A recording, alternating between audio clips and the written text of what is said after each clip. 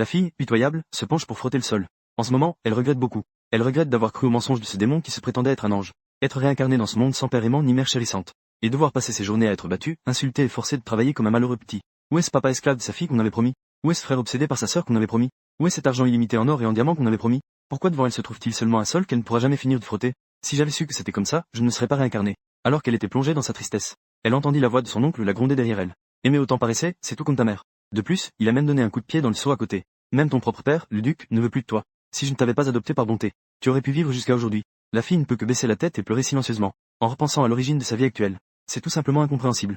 Dans sa vie précédente, elle était une étudiante ordinaire fraîchement diplômée. Elle se faisait gronder par son patron tous les jours à cause de son faible niveau d'éducation. Elle vivait chaque jour dans la confusion.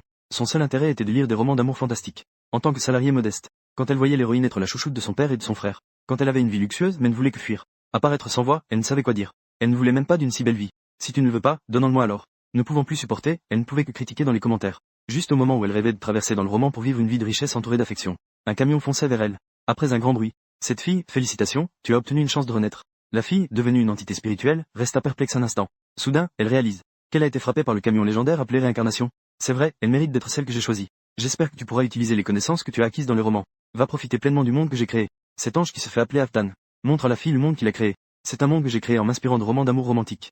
N'est-ce pas que tu as hâte de renaître pour vivre cela? Ne t'accumule pas. La fille a immédiatement refusé après avoir entendu cela. Cet ange ne semble pas très fiable. Mais elle est déjà morte maintenant.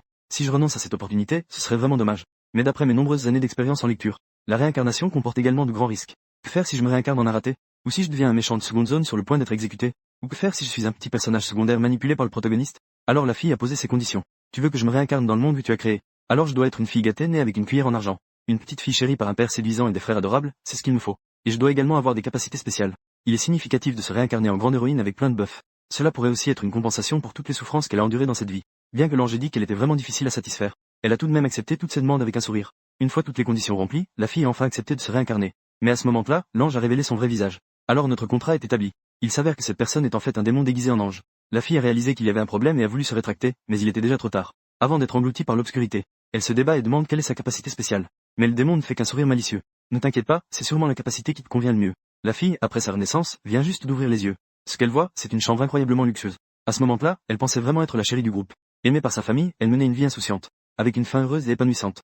Cependant, maintenant, elle est à genoux en train de nettoyer le sol. À ce moment-là, la fille de son oncle entre dans le hall. En tant que fille de noblesse, elle est belle, délicate et bien élevée, comme le personnage principal d'un roman. Mais en réalité, elle est une hypocrite, une fausse gentille. En surface, elle protège la fille humble à genoux. En réalité, elle se moque de la fille avec son père, se vantant de sa supériorité à chaque occasion. Et la fille ne pouvait que grincer des dents et se mettre au travail. Mais, malgré tous ses efforts, la jeune fille ne pouvait pas nettoyer les centaines de mètres carrés du hall. Comme prévu, elle a encore reçu une raclée. De plus, elle a été punie de ne pouvoir manger qu'un seul repas par jour. Dans son sommeil, elle a de nouveau vu les visages malveillants du père et de la fille. Il lui rappelait sans cesse qu'elle était une poubelle abandonnée par son père. Nous t'avons élevée, tu dois être reconnaissante et bien travailler. La fille se souvint encore de ce démon. Où sont donc les promesses d'une cuillère en argent, de pouvoirs spéciaux, d'un père et d'un frère séduisants? Tout cela n'était que mensonge. Mais même si la situation était si difficile, la fille serra les dents et persista. Elle devait absolument survivre dans ce monde. Bientôt, c'était l'anniversaire de la jeune demoiselle. Ce jour-là, elle portait une robe magnifique et était entourée de gens, devenant le centre d'attention de la fête. La fille ne peut que se blottir dans un coin et observer tout. Elle aimerait tant porter une jolie robe. À ce moment-là, Jean a accidentellement sali ses chaussures en cuir. L'oncle a immédiatement ordonné à la fille de nettoyer. Mais elle n'avait pas de chiffon à cirer dans les mains. La fille voulait demander de l'aide aux autres serviteurs. Mais sous l'instruction de l'oncle, personne n'osait l'aider. La fille n'a eu d'autre choix que d'essuyer les chaussures avec sa propre manche en silence. Les invités autour d'elle se moquaient d'elle avec mépris. La fierté de la fille était impitoyablement piétinée. Des larmes de frustration tombaient en grosses gouttes. Ai-je mal compris? Ma fille ne semble pas être blonde. À ce moment-là, une voix froide s'est fait entendre. La tête de la fille. La fille se retourna pour regarder. Un homme grand est entré dans le hall à grands pas. L'homme avait des cheveux noirs comme de l'encre et des yeux rouges sang. Personne n'osait regarder directement cette puissante aura glaciale. L'oncle était clairement en panique. Votre grâce, vous n'êtes pas sur le champ de bataille? Pourquoi êtes-vous revenu si soudainement? Votre grâce? Est-ce vraiment mon père? L'oncle se tenait avec un air flatteur à côté du duc. Il lui demanda pourquoi il était venu si soudainement. Ne sais-tu pas pourquoi je suis ici? À ce moment-là, l'homme remarqua la fille à genoux sur le sol. Cette petite souris maigre et osseuse. Est-ce la fille du duc? L'espoir que la fille venait de raviver s'éteignit instantanément. Personne ne voudrait d'une fille aussi sale, n'est-ce pas? Mais elle en avait vraiment assez des abus de son oncle. Elle voulait partir d'ici. Elle rassembla son courage et leva les yeux vers l'homme. Je suis sale parce que je n'ai pas bien lavé. Mais je suis très bonne pour faire le ménage. Je ne mange pas beaucoup et je paierai pour la nourriture. Je nettoierai aussi vos chaussures tous les jours pour qu'elles brillent. S'il vous plaît, emmenez-moi avec vous. Vous êtes mon papa, n'est-ce pas? Papa, ramenez-moi à la maison, s'il vous plaît. La fille ne pouvait plus contenir son chagrin. Elle s'est mise à pleurer à chaudes larmes dans les bras de l'homme. Elle voulait aussi, comme Jean, avoir l'amour de son père. Mais le duc ne l'a pas prise dans ses bras. Au lieu de cela, il l'a attrapée brusquement. Il l'a coincée sous son bras et est sorti en se retournant. Juste au moment où la fille pensait avoir enfin échappé à son calvaire, le duc s'est arrêté soudainement. À ce moment-là, un cri aigu a soudain retenti derrière elle. En fait, la robe de Jean s'était déchirée en un instant. Le duc a jeté un regard froid à son oncle. Et il est parti avec la fille. La fille s'est réveillée sur un grand lit de 300 mètres carrés. Plusieurs servantes l'aidaient à s'habiller et à se laver. Elle réfléchissait attentivement. Cela faisait déjà 10 jours qu'elle était arrivée au palais du duc. Ses blessures étaient déjà guéries. Mais le duc semblait l'avoir oublié. Il n'est jamais venu une seule fois. La fille ne comprend pas vraiment quel genre d'homme est le duc. Parce qu'il ne semble pas être un homme juste. Il ressemble plutôt à un tyran sans cœur, un grand méchant. Que faire si un jour il la jette? La fille réfléchit longuement. Elle se porta volontaire pour commencer à nettoyer les vitres. Cela laissa les servantes désemparées. Comment pouvez-vous faire une telle chose en tant que fille du duc? Mais la fille pense que, puisqu'elle a été abandonnée, elle ne peut pas profiter de tout cela comme si c'était un dû. Que fais-tu ici? À ce moment-là, le duc apparut soudainement. Cela fit sursauter la fille. Pourquoi est-il revenu si tôt aujourd'hui? La fille, nerveuse, répondit qu'elle était en train de faire le ménage. Après tout, elle avait promis de ne pas profiter des choses sans rien faire. L'homme était sans voix. Qui t'a demandé de faire cela?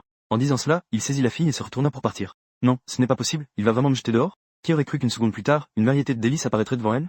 L'homme assis en face avait un visage impassible. Il lui ordonna de manger rapidement. Son aura était trop puissante. Effrayée, la fille se mit à engloutir son repas. Mais rapidement, elle avait déjà trop mangé. Le duc avait un ton désagréable. Comment ça se fait que tu ne peux manger que ça? La fille n'osait pas parler. Son ventre était sur le point d'exploser. Mais le regard de l'homme était vraiment terrifiant. Si elle ne mangeait pas, elle risquait même sa vie. Juste au moment où elle était sur le point de craquer, la servante à côté plaida en faveur de la fille auprès du duc. Mademoiselle, si vous mangez ça, vous aurez mal au ventre. Le duc réfléchit un moment après avoir entendu cela. Il décida de la faire devenir la servante personnelle de la fille. Cela remplit la fille d'une immense joie. Elle a même été assignée une servante personnelle. Est-ce que je peux rester ici encore un moment? Le duc était à nouveau sans voix. N'est-ce pas une évidence? La fille a poussé un soupir de soulagement. Il semble qu'elle sera en sécurité pendant un certain temps. Tu ne peux vraiment plus manger? Face à la question du duc, la fille hochait la tête frénétiquement. Ensuite, il ne resta que le silence entre les deux. Les yeux du duc restaient fixés sur la fille. On ne pouvait pas savoir ce qu'il pensait. L'atmosphère était si gênante que la fille avait envie de fuir. C'est alors qu'un sauveur est soudainement arrivé. L'adjoint a fait son rapport au duc. Parce que vous êtes rentré rapidement au palais aujourd'hui, ils ont des affaires à vous confier. L'homme s'est levé, prêt à partir. Avant de partir, il a conseillé à la fille de ne pas s'agiter pour rien. Reste tranquille, c'est tout. La fille souriait extérieurement, mais intérieurement, elle ne pouvait s'empêcher de râler. Qu'est-ce que ça veut dire, s'agiter pour rien? Les vitres que j'ai nettoyées sont clairement super propres. La fille a toujours l'impression que son père pourrait la jeter dehors à tout moment en disant des choses absurdes. L'atmosphère était si gênante pendant les repas avec lui qu'on aurait pu s'en gratter les pieds.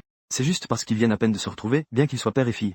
La servante était très préoccupée de voir la fille si anxieuse chaque jour. Elle l'a réconfortait en lui disant qu'en tant que seule fille du duc, elle devait juste profiter de la vie sans souci. Pas besoin de s'inquiéter d'être abandonnée par le duc. La fille était surprise que les servantes s'inquiètent autant pour elle. Après tout, c'était la première fois qu'elle recevait de l'attention depuis qu'elle avait traversé dans ce monde. Les servantes trouvaient également que cette nouvelle jeune fille était plus sympathique que les autres membres de la maison du duc. Comparée aux autres membres de la famille du duc, elle avait un charme plus accessible. Cependant, la fille restait toujours préoccupée. Son oncle l'avait déjà traitée de bâtarde, née de sa mère à l'extérieur. Comparée aux cheveux noirs et aux yeux rouges perçants du duc. Ses longs cheveux roses pâles et ses yeux bleu vert semblaient trop fades. Elle ne ressemble absolument pas au duc. Ce qui est plus important, c'est que, elle n'a pas non plus l'aura magique transmise de génération en génération dans la famille du duc. Elle n'est vraiment pas la fille biologique du duc. À ce moment-là, la situation pourrait ne pas être aussi simple que d'être simplement chassée. Donc, pour sauver sa propre vie, la fille décide de travailler dur pour développer une relation avec le duc. Pour se faire une place de plus en plus importante dans le cœur du duc. Au moins, dans le pire des cas, elle doit s'assurer de sauver sa vie. En tant que lectrice professionnelle ayant lu d'innombrables œuvres, elle a encore beaucoup de confiance. Mais quand il s'agit d'agir, elle devient lâche. Rien qu'à penser au visage sérieux du duc. Il faut vraiment du courage pour passer à l'action. La fille se tient devant le bureau du duc, se motivant. Mais la porte s'ouvre soudainement. Mademoiselle, son excellence le duc vous prie d'entrer. L'homme est assis sur le canapé, impassible. Ses yeux sanguins la fixent. La fille arbore un sourire radieux. Elle s'est précipitée pour embrasser les jambes du duc. Papa, tu me manques tellement. Les gens derrière elle étaient stupéfaits. Juste au moment où elle doutait que cette méthode fonctionne. L'homme l'a à nouveau soulevé. Tu dis que tu me manques? Mais tu n'es pas très à l'aise devant moi, non? Le regard soupçonneux du duc fit hésiter la fille. À ce moment-là, il faut rester calme. Non, nous ne faisons que ne pas être très familiers. À partir de maintenant, je veux rester avec vous. Pour développer des sentiments, il faut se côtoyer davantage. Plus tard, il ne voudra pas me tuer. En me basant sur l'expérience acquise dans le roman, la fille a activé son mode câlin. Elle a tendu la main pour caresser le visage du duc. Soudain, un écran est apparu devant elle. En vérifiant l'identité pour satisfaire les conditions, le contractant d'Aftan a été confirmé. Quelle est cette situation? Elle vit alors une ligne de texte clé. La caractéristique du compas doré s'est éveillée. Quand elle a vu le nom Yaftan, elle a immédiatement réagi. Est-ce que c'est cela, le pouvoir que ce maudit démon m'a donné? Le duc regardait avec curiosité sa fille soudainement perplexe. Il l'a prise dans ses bras et l'a assise sur lui. Soudain, il a tendu la main. Il a donné un petit coup sur le visage rebondi de la fille. Ça avait l'air plutôt agréable au toucher. Le petit tas moelleux empêchait le duc de s'arrêter. Le tyran va-t-il devenir un esclave de sa fille? Tu ressembles à un pufferfiche en colère. D'accord, j'ai peut-être trop pensé. Le duc a ainsi promené sa fille toute la journée dans ses bras. Ce n'est que le soir qu'il l'a renvoyée dans sa chambre. La fille était perplexe face au comportement étrange du duc. Mais il y a des choses plus importantes à faire maintenant. Elle se souvenait de l'écran de notification qui était apparu depuis le ciel. Il était apparu soudainement puis avait disparu tout aussi soudainement. Je n'ai même pas encore bien vu le contenu ci-dessus. Qui aurait cru que l'écran réapparaîtrait à ce moment-là? Mais le contenu se moque de la jeune fille, n'est-ce pas? Il a fallu tant de temps pour atteindre les conditions d'éveil. Cependant, cette capacité spéciale est vraiment impressionnante. On peut utiliser des pièces d'or pour invoquer au hasard des éléments de ces romans. Les capacités possédées par les héroïnes. Mon Dieu, cette capacité est incroyable. Si elle pouvait utiliser autant de capacités, elle pourrait presque se promener dans ce monde sans souci. Mais comme elle n'a pas de moyen d'invocation pour le moment, elle ne peut donc pas utiliser cette capacité. Eh bien, vivre facilement dans ce monde n'est pas si simple. Il faut d'abord obtenir le moyen d'invocation. C'est ainsi qu'elle pourra obtenir des pièces d'or et acquérir les capacités des héroïnes. La jeune fille a accepté la mission sans hésiter. Elle réfléchit ensuite à ce qu'est vraiment le moyen d'invocation. Dans les romans qu'elle a lus auparavant, Cela consiste généralement en des trésors nationaux précieux ou des artefacts sacrés des temples. De toute façon, cela a l'air d'être quelque chose de très précieux. Est-ce un héritage de la famille du duc? Mais comment peut-on l'obtenir? Faut-il demander directement au duc? Il faut d'abord établir un plan d'action. La fille s'est progressivement endormie. Ce matin, lorsque la servante l'a préparée, en regardant la table pleine de bijoux, la fille a eu une bonne idée pour trouver un moyen de convoquer. Elle a dit avec une fausse humilité: tout cela semble trop cher. Elle a l'impression de ne pas mériter de les posséder. Son petit air humble a immédiatement suscité la sympathie des servantes. Qui a dit que vous ne pouviez pas utiliser des choses encore plus précieuses? Vraiment? Le palais du duc a-t-il des chambres spéciales pour stocker ces choses? Bien sûr, il y en a plein dans le palais du duc. Voulez-vous aller voir? Cela a touché le cœur de la fille. Mais elle doit entrer dans la chambre la plus luxueuse contenant l'héritage. Elle avait un visage plein de ressentiment. Elle racontait qu'à cause de son ancienne condition humble, chaque fois qu'il s'approchait de la pièce où son oncle gardait les trésors, il se faisait gronder. Les servantes regardaient avec une grande inquiétude. La fille fut encore plus serrée dans les bras. Enlaçant doucement, elle la réconfortait à voix basse. La fille rendit l'étreinte à la servante. En caressant doucement, elle lui disait de ne pas s'inquiéter. Après tout, elle avait maintenant leur soutien. C'était la première fois qu'elle ressentait cela au cours de ses 2 vies. Ne pas décevoir l'enfant. Elle devait l'emmener visiter la salle de la Sainte Guerre la plus luxueuse du palais du duc. Juste au moment où elle se préparait à partir, un valet vint faire une annonce. Son Excellence le duc vous invite à prendre le petit déjeuner. L'homme avait combattu à l'extérieur pendant de nombreuses années. Il avait enfin récupéré sa petite fille qu'il n'avait jamais rencontrée. Malheureusement, en tant que père maladroit, il ne savait que donner à manger. La fille regardait le copieux petit déjeuner devant elle. Hier, ce que j'ai mangé n'est pas encore digéré, je me sens juste ballonné. J'ai remarqué le duc qui dîne tranquillement à côté. La fille lui a souri pour lui faire plaisir. L'homme n'a montré aucune expression. Il a simplement poussé son pudding devant la fille. En regardant mon père au visage sévère. Est-ce qu'il se soucie encore de moi? Devrais-je lui faire goûter un peu pour le remercier? Mais après avoir hésité longtemps, la fille a finalement abandonné. Après tout, elle n'a jamais su ce que c'était que d'avoir un père. Il vaut mieux ne pas agir à la légère. Mais à peine avait-il fini de manger que l'homme a de nouveau affiché un visage froid. La fille, observée, a commencé à transpirer. Pourquoi ne restes-tu pas collé à moi? Après avoir dit cela, il a pris la fille dans ses bras. Il s'est levé et s'est dirigé vers le bureau. À ce moment-là, la fille a remarqué un détail. D'habitude, à cette heure-ci, le duc est déjà parti. Est-ce qu'il l'attendait spécialement pour sortir ensemble aujourd'hui? Mais ce qui s'est passé ensuite a laissé la fille sans voix. Le duc la tenait dans ses bras tout en traitant des documents. Pourtant, il n'était pas si proche auparavant. Pourquoi est-il devenu si collant aujourd'hui? Le changement soudain du duc la rendait très mal à l'aise. Elle se sentait même un peu timide. Et cela, le sentiment d'être nécessaire à quelqu'un? Non, la tâche actuelle est de trouver le médium d'invocation. L'état distrait de la fille a finalement attiré l'attention du duc. Que t'arrive-t-il? La fille réfléchissait à comment expliquer sans éveiller les soupçons du duc. À sa surprise, la servante a directement dit que mademoiselle voulait visiter la salle de la guerre sainte. La seconde d'après, le duc a laissé tomber les documents et l'a emporté dehors. Mon Dieu, quel personnage! La fille était éblouie par une pièce remplie de trésors et de trophées. À ce moment-là, elle remarqua un ancien livre émettant une lueur. Le duc expliqua que c'était un livre de sceaux. En parlant de sceaux, la fille pensa à ce démon qui l'avait trompée pour la faire traverser. Heureusement, il n'y a rien de scellé dans ce livre pour le moment. Dès qu'elle a entendu que ce livre était le trésor du premier duc, la fille a voulu le toucher pour voir. Quand elle a regardé le duc avec ses grands yeux brillants et un air pitoyable, le duc a détourné le regard. À ce moment-là, l'écran du système est soudainement apparu. Il s'est avéré que cela avait déclenché une mission surprise. Félicitations, vous avez découvert le moyen d'invoquer un retrait stratégique, n'est-ce pas? Félicitations, le moyen ne vous frappera pas. Maintenant, il suffit de convaincre le duc de lui donner le livre. Elle pourra obtenir un tas de pièces d'or pour un tirage au sort. La fille criait intérieurement. La progression de cette mission est vraiment trop rapide. Je ne suis pas encore familière avec le duc. N'est-ce pas comme si elle devait risquer sa vie? Est-ce qu'il est possible de ne pas faire cette mission? Mais quand la fille a vu que le refus ou l'échec signifiait la mort immédiate, elle a quand même serré les dents et accepté. Au moins, cette fois, la mission a des indices. Essayons d'abord. La fille regarde le duc avec une détermination désespérée. Elle essaie de revenir à la charge. Soudain, elle remarque. Un cœur rose apparaît sur le visage du duc. Est-ce cela l'indice de la mission? Veut-il dire que je dois l'embrasser? Je ne le connais même pas, comment pourrais-je faire ça? La fille décide d'ignorer l'indice du système. Elle veut obtenir le livre scellé par des câlins. Ses grands yeux brillants et son expression mignonne font peine à voir. Quiconque le verrait ne pourrait s'empêcher de fondre. Même le bras du duc se resserre involontairement. En poussant, plus de cœurs roses apparaissent en même temps. Embrasse-elle, embrasse-elle. Le duc ne semble pas du tout affecté.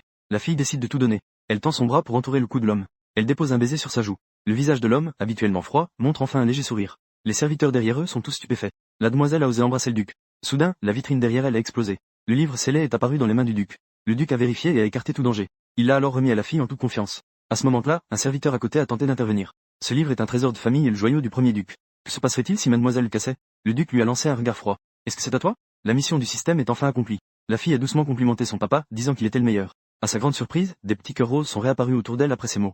Elle a poussé la fille pour lui donner un autre câlin. Le visage impassible du duc a montré une fissure. Est-ce qu'il est heureux parce qu'il a reçu un bisou? La fille venait à peine de toucher le livre scellé. Un son de notification du système a retenti à ses oreilles. Médium d'invocation obtenu avec succès. Preuve de la valeur fixée. Preuve de la valeur de la tâche, tâche accomplie. Une récompense de 500 pièces d'or et 5000 billets de loterie ont été distribués. En raison des conseillers du duc ainsi que des intendants et des servantes du palais. Tous éprouvaient du respect pour la fille. Une récompense supplémentaire de 500 pièces d'or sera également distribuée. De plus, étant donné que la satisfaction du duc envers la fille a atteint son maximum, une récompense supplémentaire sera également accordée. À l'origine, la fille prévoyait de retourner dans sa chambre pour consulter les notifications du système.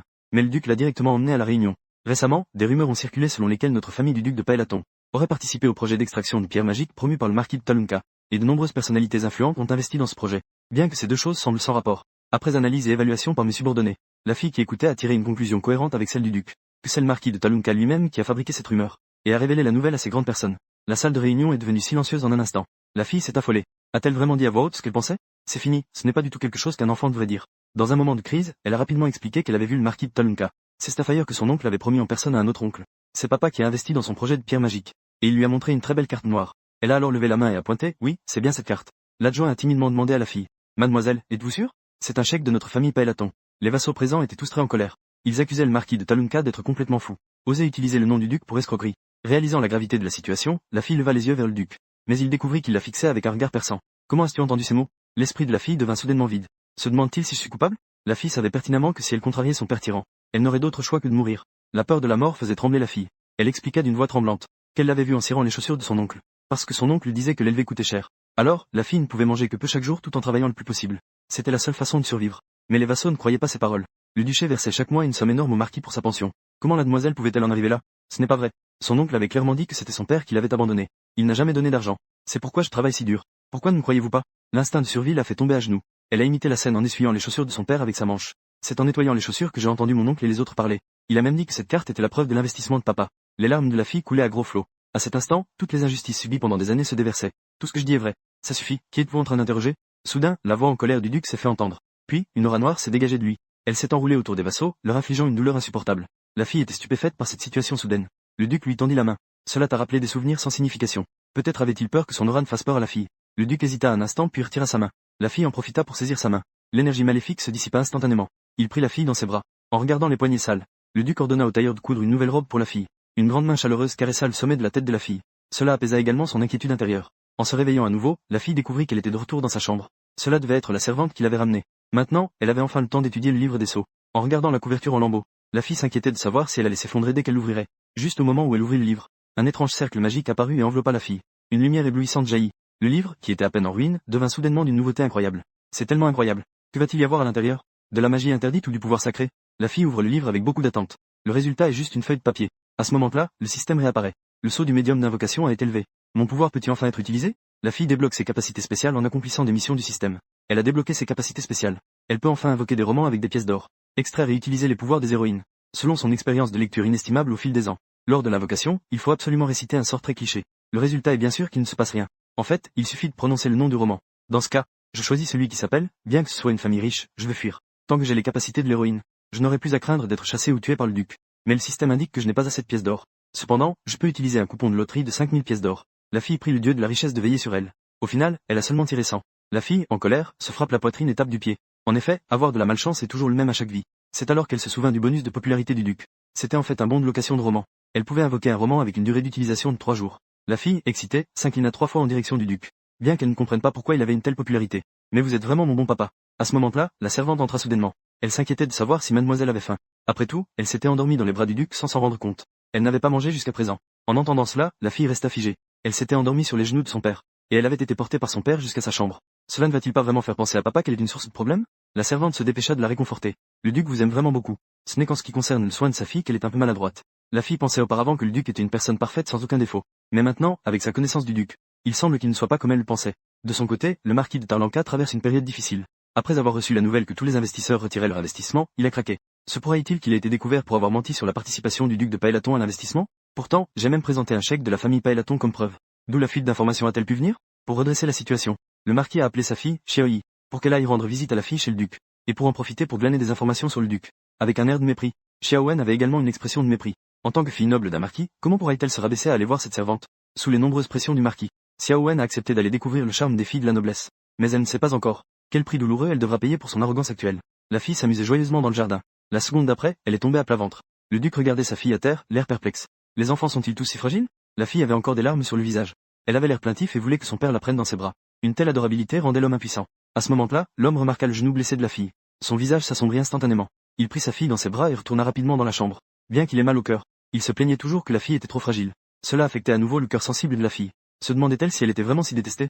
Le duc ouvre la boîte de médicaments avec brutalité. Il prélève la pommade avec un visage sérieux. Il frotte la blessure avec des mouvements raides mais doux. Avec tant de précaution, il dissipe légèrement l'obscurité dans le cœur de la fille. À ce moment-là, un serviteur annonce l'arrivée du couturier. Le duc abandonne immédiatement ses vassaux qui se préparaient à la réunion. Il prend sa fille dans ses bras et se dirige vers le salon. Petrella, en tant que couturier de premier plan de l'Empire, bien qu'il ait fait des vêtements pour la petite princesse pendant plusieurs années, il ne l'a jamais vue en personne. La petite princesse aura-t-elle des cheveux noirs et des yeux sanguins comme son père et son frère? Avoir des cheveux noirs et des yeux sanguins? Quelle surprise, le style de la petite princesse est si doux et adorable. Petrella est tombé amoureux de son apparence dès le premier regard sur la fille. C'est vraiment parfait. Le duc ordonne à Lontella de prendre les mesures de la fille. Mais il la tenait toujours dans ses bras, incapable de la lâcher. Il se vantait discrètement que c'était un vrai problème que la fille tienne tant à lui. Les vassaux derrière lui ne laissaient passer aucune occasion de flatter. Ils expliquaient que c'était parce que mademoiselle aimait trop son excellence le duc. Après tout, la dernière fois, elle s'était endormie confortablement sur les genoux du duc. La fille était sans voix que son passé embarrassant soit exposé. En levant les yeux, elle vit une expression de mouvement sur le visage glacé du duc. De plus, sous les compliments successifs de plusieurs personnes, il esquissa un sourire. Les vassaux prévoyaient de profiter de l'élan. Mademoiselle, vous aimez vraiment tant son excellence? La fille hésita un instant. Sous le regard attentif de tous, elle leva les bras. Elle forma un petit cercle avec son pouce et son index. Tant de choses, oh. L'atmosphère sur place est instantanément devenue froide. Les vassaux ont même commencé à transpirer à grosses gouttes. Alors qu'il pensait qu'il allait mourir ici aujourd'hui. La fille a soudainement ouvert les bras. C'est de retirer tout cela, car j'aime tout le reste. Comme si dans tout l'univers, il ne restait qu'un tout petit morceau. J'aime tout le reste mis ensemble. Une déclaration aussi ardente semblait être une pluie bienfaisante aux yeux de tous. Le duc, étourdi par l'amour, regardait sa fille avec étonnement. Mais il a délibérément dit qu'il n'avait pas bien entendu. La fille a donc dû répéter timidement. Le duc s'efforçait de contrôler son expression. Mais intérieurement, il était ravi. Cependant, il avait une question. Pourquoi retirer ce petit morceau? La fille expliqua que dans le futur, elle aimerait sûrement plus que maintenant. Si elle pouvait rester avec vous tout le temps, elle vous aimerait sûrement à 100%. La délicatesse des pensées de la fille a touché le duc. Il n'est vraiment pas à la hauteur de mon trésor. Pour cela, il a fait un geste grandiose. Il a acheté tous les vêtements apportés par le couturier. Ma fille doit être magnifique. Mais il avait une condition. La longueur des poignets de tous les vêtements ne doit pas être trop longue. Il ne voulait pas voir les manches de sa fille si longues qu'on puisse les saisir à la main. La fille était très étonnée. Est-ce qu'il a vraiment remarqué toutes les injustices qu'elle a subies? Se sentir aimé par quelqu'un est vraiment réconfortant. Quelques jours plus tard, la fille du marquis de Talenka, Xiaohe, est enfin arrivée au palais du duc. Avant même d'entrer, elle était émerveillée par l'architecture majestueuse du palais du duc. C'est vraiment la famille la plus riche de l'empire. Bien qu'elle soit venue sans autorisation. Xiaohe a cependant pris une attitude hautaine. Dois-je vraiment demander la permission pour rendre visite à ma cousine? Ignorant les objections du majordome, elle est entrée avec assurance dans le palais du duc. Ignorant des objections du majordome, elle entra avec assurance dans le palais du duc. Ensuite, elle fut à nouveau éblouie par le luxe somptueux de la maison. À cet instant, elle souhaitait tellement que le duc soit son père. Ainsi, elle serait la fille chérie du duc, entourée d'affection. Cependant, le duc est tout de même son oncle par alliance. Il doit aussi espérer se rapprocher d'elle, non? Elle se sentait plus digne de vivre ici que cette sale petite fille. Mais elle ne s'attendait pas à cela. La cousine qu'elle méprisait s'était déjà transformée en une belle petite noble. Xiaohe regardait la fille délicate devant elle, jalouse à en perdre la raison. Elle se mit à insulter la fille sans vergogne. Une fille illégitime, née d'une mère ayant trompé son mari. Quelle qualification a-t-elle pour rester dans le palais du duc et se comporter comme une vraie demoiselle? Bien que la fille ait déjà des doutes sur ses origines. Mais l'entendre de mes propres oreilles restait difficile à accepter. À ce moment-là, le système a surgi pour annoncer une mission urgente. Tant que je renverse le scénario oppressé et que je deviens la protagoniste d'une histoire exaltante qui remet à sa place ma cousine arrogante, je pourrais obtenir un billet de loterie de 2000 pièces d'or. En cas d'échec, je devrais temporairement récupérer les capacités spéciales que j'ai acquises. Pièces d'or, pièces d'or. Rien n'est plus important que d'obtenir des pièces d'or. La fille a décidé de relever la mission sans hésitation. Elle a levé les yeux vers Xiaohe et a esquissé un sourire moqueur. C'est tout ce qui te fait perdre tes défenses? Je n'ai même pas encore commencé à t'ignorer officiellement. En voyant que la fille n'est plus aussi facile à intimider qu'avant, Xiaohe a encore intensifié ses dénigrements à son égard. Elle ne sait même pas combien elle pèse en portant de beaux vêtements. Tout cela, c'est mon oncle qui t'a donné par pitié. Tu finiras par être mise à la porte par mon oncle. À ce moment-là, la fille s'est avancée vers elle. Elle la regardait de haut. Tu oses manquer de respect à Lady Payeladon? N'y a-t-il personne qui t'ait appris les bonnes manières? L'attitude imposante de la fille a mis Xiaohe mal à l'aise. Elle a furieusement traité la fille d'enfant illégitime. Cette fois, la fille ne va plus endurer l'humiliation. Elle lui demande si elle a le courage de parier le nom de sa famille et de tenir ses promesses. En disant cela, elle s'apprête à appeler des témoins. Alors que la fille s'apprête à tout expliquer aux servantes du duc. Xiaohe s'est soudainement agenouillée, pleurant à chaudes larmes. Elle s'est jetée dans les bras de sa servante, retournant la situation. Se présentant comme une victime innocente, accusant la fille de l'avoir harcelée sans raison. La servante de Xiaohe a immédiatement lancé une attaque verbale contre la fille. La fille était complètement déconcertée par cette situation inattendue. Bien qu'elle se rassure en se disant de ne pas avoir peur. Mais les ombres de ses abus passés l'assaillent encore. À ce moment-là, sa servante s'est précipitée pour protéger la fille. Les deux parties s'affrontaient avec véhémence pour défendre leur jeune dame. En voyant qu'ils étaient en infériorité numérique. Xiaohe, très blessée, a dit qu'elle avait même apporté un cadeau. Pourquoi agis-tu ainsi envers moi? En disant cela, elle a sorti une vieille robe et l'a forcée dans les mains de la fille. Tu ne veux pas vraiment cette robe? Je sais que tu l'as même volée auparavant. Qui m'a demandé d'être si généreux? Je ne tiendrai pas compte de ton manque de respect envers moi. Après tout, je suis la grande sœur. Regardant Xiaohe avec un sourire sinistre et maléfique. La fille était vraiment dégoûtée. À ce moment-là, une voix froide s'est fait entendre. Tu oses être aussi arrogante après avoir volé les vêtements de ma fille? On voyait le duc, avec une expression d'impatience, debout à la porte. Son regard était perçant et terrifiant. La cousine manipulatrice cherchait à remplacer la position noble de la fille du duc. Elle a soudainement fait une scène en public pour piéger la fille. Mais à ce moment crucial, le duc, son père, est soudainement apparu. Cette fille qui a osé porter les vêtements de ma fille se permet d'être aussi arrogante. En fait, 1 heure auparavant, le duc assistait à une réunion au palais. Pendant son temps libre, un ministre a mentionné qu'il voulait acheter des choux à sa fille. Il a dit qu'en tant que père, acheter des choux lui-même pour sa fille serait beaucoup plus significatif. À côté, le duc ne pouvait s'empêcher de penser à sa petite boule de douceur à la maison. Si j'achetais aussi des choux à ramener à la maison, peut-être qu'elle me donnerait un câlin. Mais ce magasin de choux a beaucoup de succès. Il se peut qu'ils soient déjà tous vendus maintenant. En pensant à ce câlin qui pourrait lui échapper, le visage du duc s'est assombri instantanément. Ses yeux rouges comme le sang fixaient intensément ce ministre. Il lui a demandé où se trouvait cette pâtisserie. Les visages des ministres ont changé. Il réalise soudain qu'ils discutent devant le duc. N'est-ce pas jouer avec sa vie? La remarque du duc tout à l'heure. C'était sûrement un avertissement sur leur négligence. Alors qu'il tremblait de peur, le lieutenant murmure quelque chose à l'oreille du duc. Le duc abandonne immédiatement les autres en réunion et se lève pour sortir. Le lieutenant regarde la silhouette pressée du duc. C'est la deuxième fois. La dernière fois, il est parti brusquement en entendant que mademoiselle nettoyait les fenêtres à la maison. Cette fois, c'est à cause de l'arrivée non autorisée de la fille du marquis Talenka. Il semble qu'aux yeux du duc, par rapport à la tromperie du marquis Talenka utilisant le nom du duc, il est plus en colère contre les abus subis par mademoiselle pendant des années. C'est quelque chose qui n'est jamais arrivé auparavant. Parce que les membres de la famille Payeladon ne sont pas comme les gens ordinaires. Le duc et ses 3 fils. Ils n'ont naturellement pas besoin d'échanges émotionnels. Voir le duc s'inquiéter pour mademoiselle. Le lieutenant était très réconforté. Le duc dit qu'il n'était qu'en train d'accomplir son devoir de père. Mais il trouvait certains aspects de sa fille très étranges. Cet enfant tombe trop facilement et pleure beaucoup. Elle lui a même embrassé la joue. Et elle s'est endormie sans méfiance sur ses jambes. Le duc ne comprenait pas ses comportements dépendants. Mais ce qui le troublait encore plus, c'était sa propre réaction. Chaque fois qu'il était avec sa fille, son cœur avait une sensation de picotement. Et il sentait son cœur s'accélérer. Il avait toujours envie de lui donner à manger. Ses mains ne pouvaient s'empêcher de vouloir pincer son petit visage. Juste en la regardant, il avait envie de la mordre. Il avait même envie de frapper le mur. Que ce soit physiquement ou mentalement. Les symptômes étaient assez graves. Il soupçonnait d'être influencé par le marquis Talenka. Utiliser le sang des liens de parenté pour jeter une malédiction. Le lieutenant était sans voix. Quelle malédiction? C'est clairement un symptôme typique de l'esclavage filial. Avant de partir, le duc a demandé au lieutenant de se renseigner sur le nom de la boutique qui vend des choux à la crème. Et sur le magasin de jouets et de vêtements que la petite fille aime. Il voulait les acheter lui-même pour les offrir à sa précieuse fille. Quant au marquis Talenka et sa fille, ils n'ont qu'à attendre d'être jugés. Dès qu'il a entendu que sa fille était harcelée, le duc, préoccupé par l'amour pour sa fille, s'est dépêché de rentrer chez lui. La fille était surprise par son apparition soudaine. La cousine manipulatrice Xiao s'est précipitée vers lui, essayant de se jeter dans les bras du duc. Mais le duc l'a ignoré complètement. Il s'est avancé pour prendre dans ses bras sa précieuse fille. Cette scène était particulièrement désagréable aux yeux de Xiao. Comment l'oncle pouvait-il ne pas la prendre dans ses bras et prendre cet enfant illégitime à la place? C'est sûr qu'elle a dit du mal de moi. Xiao, avec générosité, a déclaré qu'elle pardonnerait l'impolitesse du duc. Après tout, c'est à cause des mensonges de cette fille que tu m'as mal compris. Elle a fait cela pour te plaire. Elle m'a accusé à tort d'avoir volé sa robe. Je m'excuse en son nom. Je vous prie aussi de pardonner ma cousine. L'attitude de Xiao Wen, qui tordait la vérité avec assurance, laissait la fille se sentir impuissante.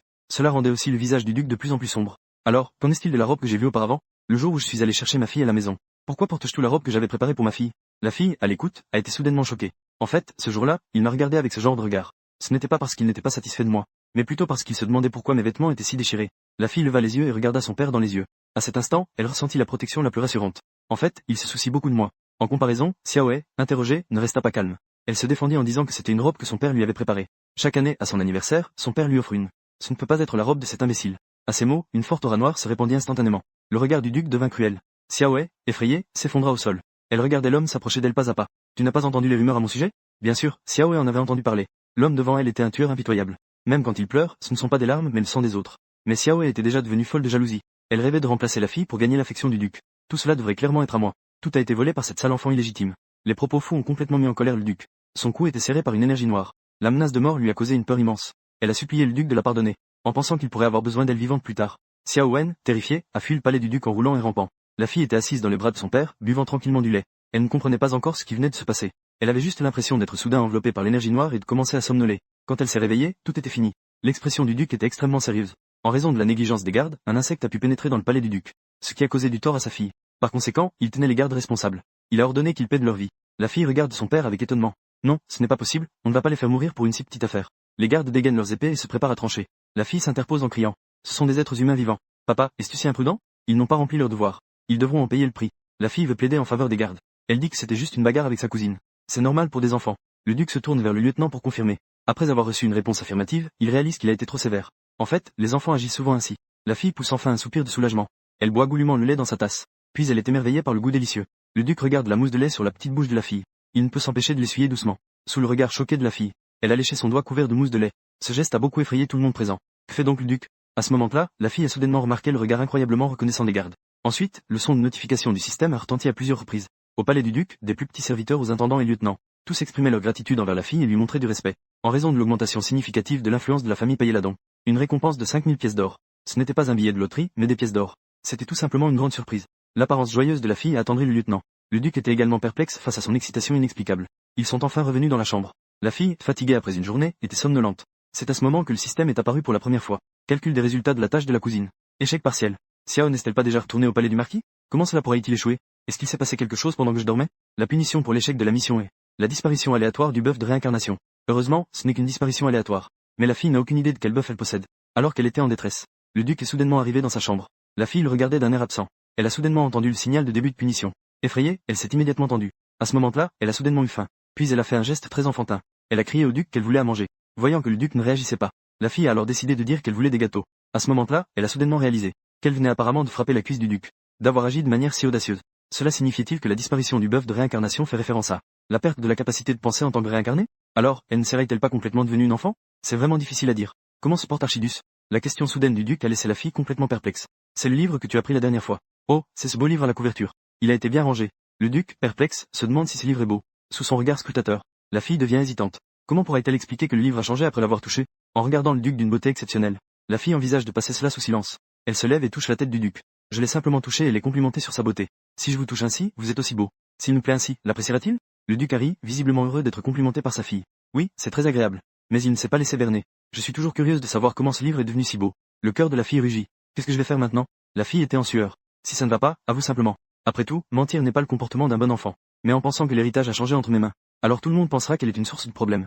Après y avoir réfléchi, elle a décidé de se confesser. Mais elle se retrouva face au visage sérieux du duc. Qui aurait cru que le système de punition se déclencherait à nouveau à ce moment-là? La fille, ayant perdu la pensée d'un réincarné, fut immédiatement effrayée par le regard du duc et se mit à pleurer à chaudes larmes. Elle pleurait en hurlant. Papa, tu es si effrayant, tu n'es pas mon père. Le duc regarda la fille qui faisait soudainement une scène, stupéfait. Mon père est vraiment beau. Mais tu es trop sévère. Tu sais juste me faire peur avec ton regard. Mon père devrait être un esclave qui aime sa fille, non? Le duc regarda la réaction intense de la fille, réalisant que le trésor familial pourrait avoir été abîmé par elle.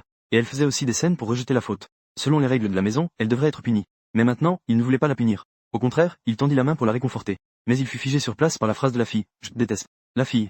Ma fille, elle me déteste vraiment? Le majordome venait d'arriver à la porte de la chambre de mademoiselle. Il vit le duc seul, dans un état émo. Il s'apprêtait à demander quand il vit le duc avec une expression blessée lui poser la question. Dis-moi honnêtement, est-ce que je suis très laid? Le majordome trouva cette question très étrange. Il voulait à nouveau confirmer. Il entendit alors les rires des servantes à côté. En voyant le duc s'approcher, les servantes cachèrent rapidement ce qu'elles avaient dans les mains. Sous la pression du duc, il a finalement cédé et a remis. Le duc a ouvert et a regardé. C'était un dessin simple composé de taches de couleur brouillonne. Est-ce un ananas? C'est le portrait que mademoiselle nous a dessiné. Les servantes ont toutes montré leurs œuvres. Les dessins représentaient toutes des scènes avec mademoiselle.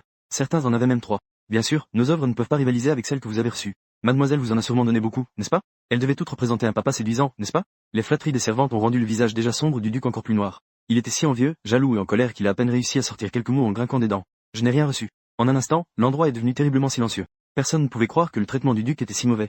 Juste parce que sa fille a dit une phrase, tu es si méchant. Le duc a regardé le ciel à un angle de 45 degrés, réfléchissant à la vie. Lorsqu'il a appris qu'il était le seul à ne pas avoir reçu le dessin de sa fille, elle était tellement pétrifiée sur place qu'elle ne pouvait plus respirer à cause de la douleur. Pour sauver cette relation père-fille si difficile à établir, le duc a convoqué une réunion d'urgence pour discuter des mesures à prendre. Après une analyse minutieuse, la servante a tiré une conclusion. Il n'y a qu'une seule vérité. C'est que mademoiselle vous déteste. Effrayés, les autres se sont empressés de lui couvrir la bouche. Le duc était préoccupé par les raisons pour lesquelles sa fille le détestait. Les servantes se demandaient si le duc avait pris sa fille dans ses bras pour la consoler quand elle pleurait. Un homme habituellement froid et violent, comment pourrait-il consoler un enfant? Mais en repensant à la scène où il tenait sa fille dans ses bras, la petite boule douce blottie contre lui, c'était si chaleureux et adorable. Il semble qu'il doit aller la consoler. La fille était allongée seule sur le lit. Elle pensait qu'elle était fichue. Elle avait osé dire des choses si excessives à son père. Maintenant, sa vie était assurément en danger. Mais à la seconde suivante, elle vit son père entrer avec de la nourriture pour elle. Après un long silence, le duc, semblant se libérer, dit à la fille. Viens manger. Un délicieux repas terminé. La fille était dans les bras de son père en train de grignoter. Le duc demanda avec attention si le repas lui plaisait. La fille était très confuse. Pourquoi papa est-il si poli tout à coup? En voyant l'expression inquiète de sa fille, le duc sortit le guide préparé par la servante pour apaiser les enfants et l'étudia attentivement. J'ai suivi le guide à la lettre. Pourquoi ai-je l'impression que ça ne sert à rien? Le duc assura directement à la fille. Tu n'auras plus jamais à avoir peur. Ici, personne ne te fera de mal. Le marquis Talenka et sa fille ne mettront plus jamais les pieds dans le palais du duc. C'est alors que la fille comprit. Il s'avère que le but de la venue de papa n'était pas de transmettre le trésor familial. Mais c'était parce qu'il s'inquiétait pour elle et qu'il était venu la réconforter. La fille est quelque peu touchée. Elle explique aussi que ce qu'elle a dit sur le fait de le détester était en réalité un mensonge. Alors, as-tu quelque chose à me dire? Oui? En fait, oui. Mais j'ai peur que la punition puisse survenir à tout moment. Je pourrais redevenir une enfant et dire des bêtises. La fille décide de se taire sagement. Mais je t'ai laissé dans cet endroit pendant des années. Ce n'est pas grave, vous devez certainement avoir vos raisons. Mais j'espère que tu ne penses pas ainsi. Tu n'as pas besoin d'être si compréhensif pour moi. Peu importe mes raisons. En tant que ton père, je ne devrais pas t'avoir laissé dans cet endroit. Les mots de l'homme sont si sincères. La fille veut vraiment garder son calme. Mais les larmes coulent malgré tout de manière incontrôlable. Enfin, la fille se jette dans les bras de son père. Elle a accusé avec des larmes de douleur les injustices qu'elle a subies ces dernières années. Elle lui a demandé pourquoi il l'avait abandonnée. Elle exprimait son désir pressant de le revoir. L'homme a serré la fille dans ses bras. Il a dit désolé avec une immense culpabilité. C'était sa négligence qui avait rendu la vie de sa fille si misérable. C'était entièrement de sa faute. À cet instant, le fossé entre père et fille a enfin disparu. La fille a également ressenti l'amour paternel qu'elle avait perdu depuis tant d'années. Cet homme était en train de travailler. Soudain, il a entendu un étrange bruit de pépiment. Il a sauté directement du rebord de la fenêtre à 30 mètres de hauteur. Il a atterri solidement sous les cris d'étonnement des vassaux. Il s'est dirigé droit vers Véné. La méthode de la fille directe. En fait, la source du pépiment était les pas de la fille. À ce moment-là, elle, sous l'effet d'une punition du système, devait jouer à un jeu de poursuite avec son père. Le duc a tendu la main. Le petit bout a été soulevé haut dans les airs. Il regarde sa fille avec une douceur infinie. Si tu cours comme ça, tu vas te faire mal. Aïe. Le duc a même dit, aïe. Le duc, devenu complètement esclave de sa fille, ne ressent aucune honte ni gêne. Tant que sa fille est heureuse, il est prêt à tout. Face à ses vassaux, le duc reprend son air sévère et froid. Il demande à tout le monde de prêter attention au pas de mademoiselle. Dès qu'il y a un bruit anormal, tout le monde doit être en état d'alerte. Protéger la sécurité de mademoiselle. Les vassaux expriment toute leur loyauté. Ils sont prêts à donner le meilleur d'eux-mêmes pour mademoiselle. Les adultes prennent si au sérieux la levée de l'état d'alerte. Seule la fille se sent gênée, grattant le sol avec ses orteils. À ce moment-là, un vassal demande au duc. Devrait-on laisser mademoiselle assister à la cérémonie de triomphe? Le duc considère que sa fille est encore trop jeune. Pas besoin de se précipiter pour qu'elle se montre. Alors je vais rayer le nom de la demoiselle de la liste. À ce moment-là, la fille se souvint soudain de quelque chose. Elle demanda à son père de se pencher. Elle demanda à voix basse. Papa, quel est mon nom? Le duc pensa avoir mal entendu. Que dis-tu? C'est Staffire, quel est mon nom? Et aussi, quel âge ai-je maintenant? Que sa question provoque une telle réaction chez son père. C'était la première fois qu'elle le voyait afficher une telle expression grave. Les vassaux trouvaient cela également absurde. N'avait-il jamais appelé la demoiselle par son nom chez le marquis Talenka? Et, déchet, petite inutile, honte de la famille. Et aussi fille illégitime. Tous ces noms étaient les siens chez le marquis. Mais ce n'est pas moi. Il n'est pas nécessaire de repenser à ces choses. La fille revint à elle. Elle vit son père la regarder sérieusement. Oui, maintenant elle a un papa. Avec l'amour de son père. Les choses du passé ne peuvent plus lui faire de mal. Le duc pinçait la douce petite joue de la fille. Louis Adisha, c'est ton nom. Les yeux de la fille s'illuminèrent. Elle avait déjà entendu ce nom. À cette époque, elle était encore dans son berceau. Une silhouette floue la tenait tendrement dans ses bras. Je t'aime, tu dois être heureuse. Ma Louis Adisha. En un instant, la fille avait les yeux embués de larmes. Elle faisait répéter à son père son nom encore et encore. C'était un nom qui lui appartenait. La fille venait de se réveiller d'un lit de 300 mètres carrés. Elle vit alors un visage marqué par des larmes, du nez qui coulait de la salive. Et papa la fixait intensément. Effrayée, elle se réveilla immédiatement. Elle recula même de plusieurs mètres. Elle ne comprenait pas pourquoi papa était dans son lit. Réfléchis bien. En fait, c'était hier soir, elle a insisté pour que papa reste avec elle. Elle a même dit que si tu me laissais, je te détesterais. C'est sûr, ce maudit système a encore déclenché une punition. La fille s'est exclamée qu'elle n'avait plus de visage pour affronter les gens. Le duc lui a caressé le visage pour la réconforter. Bien qu'il ne sache pas pourquoi sa fille avait soudainement changé ainsi. Le duc a enlevé sa veste tachée de morve. Il a soudain entendu sa fille lui demander si ça faisait mal. La fille a pointé du doigt la grande cicatrice à sa taille. Le duc a tendu la main pour bloquer sa vue, de peur que la cicatrice effrayante ne l'effraie. La fille a alors demandé avec inquiétude l'origine de la cicatrice. Est-ce que tu as été blessé sur le champ de bataille? Comment cela pourrait-il être? Tu me suspectes vraiment? La fille s'est approchée du duc sans s'y attendre. Elle soufflait sur ses blessures. Il faut souffler comme ça sur les blessures pour ne pas avoir mal. C'était il y a longtemps, maintenant ça ne fait plus mal. Mais la fille continuait obstinément à souffler. Que toute la douleur s'envole. Après tout, quand on est blessé, il est impossible de ne pas avoir mal. Le duc fut un instant stupéfait. On dirait que personne ne s'était jamais soucié de savoir s'il avait mal. Dans ce cas, j'aurais dû te faire la même chose à l'époque. Le duc raconta que la fille était tombée malade juste après son retour au manoir. Il allait la voir chaque nuit. Mais à cette époque, l'empereur était très mécontent que le duc soit revenu du champ de bataille trop tôt. C'est pourquoi le duc devait se rendre au palais chaque jour pour faire face à l'empereur. Quand il rentrait chez lui, la fille était déjà endormie. Donc, elle n'en savait rien. Elle pensait que son père l'avait oublié. Mais le duc pensait toujours à sa fille. Il se bat courageusement sur le champ de bataille juste pour pouvoir rentrer plus tôt. Récupérer sa fille à la maison. Mais la fille ne sait rien. Sous l'influence du marquis Talenka, elle pense qu'elle a été abandonnée par son père. Mais pourquoi doit-on absolument l'envoyer ailleurs? Ne peut-elle pas rester au palais du duc? Parce que tu n'as pas de magie innée. Si on te garde à la maison, tu pourrais mourir en raison de la magie que tes frères dégagent. Et à ce moment-là, le marquis Talenka, en tant qu'oncle, s'est proposé de prendre soin de la fille. De plus, il a une fille du même âge que la fille, Xiaoyi. En tenant compte de la présence d'un membre de la famille, le duc a décidé d'envoyer sa fille au palais du marquis. Qui aurait cru que cela enverrait la fille dans un repère de démons? Le duc s'excuse auprès de la fille pour sa négligence. Et il lui promet. Je n'ai jamais pensé à te abandonner, même un instant. Les paroles sincères de l'homme ont fait pleurer la fille. Elle a posé la question qui la tourmentait depuis longtemps. Alors, vous êtes mon papa? Même si je n'ai pas de pouvoir magique, vous êtes toujours mon papa? Peu importe ce qui se passe, je suis ton papa. Je l'ai toujours été. À ce moment-là, la fille s'est jetée dans les bras de son papa en pleurant à chaudes larmes. Elle était persuadée d'être une orpheline. Dans sa vie précédente, elle était Ushin. Elle avait ressenti la chaleur de l'affection familiale. Elle n'espérait pas que les conditions qu'elle avait posées au démon se réalisent. Ce qu'elle voulait vraiment, c'était simplement avoir une famille aimante. C'était tout. La fille, en tant que fille du duc, ne savait que maintenant son nom et son âge. J'ai 4 ans cette année. C'est le numéro 11.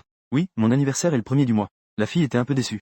L'anniversaire de cette année est déjà passé. Mais son papa l'a réconforté. Lui a dit chat, quand tu fêteras ton 5e anniversaire l'année prochaine, je ferai de ce jour une fête plus grandiose que celle de la royauté. La fille sait que c'est la façon dont papa veut la compenser. Mais en réalité, papa a déjà très bien fait. Même sur le front, il n'oublie pas de lui offrir de belles robes pour son anniversaire.